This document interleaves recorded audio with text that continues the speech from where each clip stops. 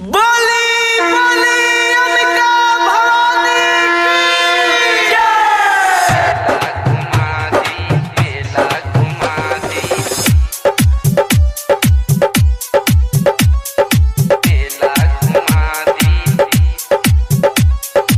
Music director DJ Neeraj बाबू पहाड़पुर गद्दियानी। लागल बा श्रद्धा जवन जल्दी पूरा दी, लागल बा श्रद्धा जवन जल्दी पूरा दी। असो दशहरा में मेला घुमा दी, इनके दशहरा में मेला घुमा दी। मेला घुमा दी जी, मेला घुमा दी, मेला घुमा दी जी, मेला घुमा दी। हमके गुरहिया जलेबी खिया दी, असो दशहरा में मेला घुमा दी। इनके दशहरा में मेला घुमा दी।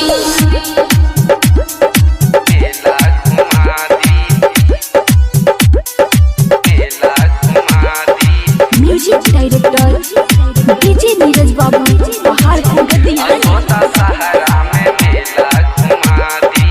रहे कुमारे से मनवा में ललसा, रहे कुमारे से मनवा में ललसा। साथे घुमाव घरे धोइए के कलसा।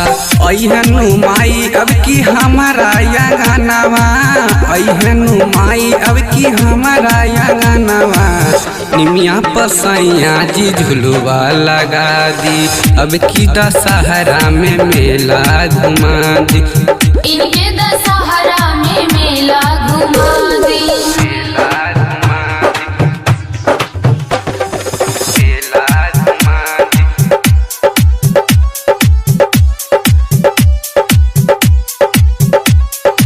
म्यूजिक डायरेक्टर डीजे नीरज बाबू पहाड़पुर गद्दियानी।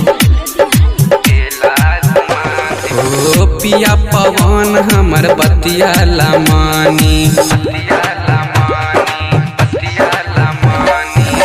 पिया पवन हमर बतिया लमानी। हरली है मैया जी सब परेशानी। माई के पूजा पाठ तू कला, माई के पूजा पाठ तू कला।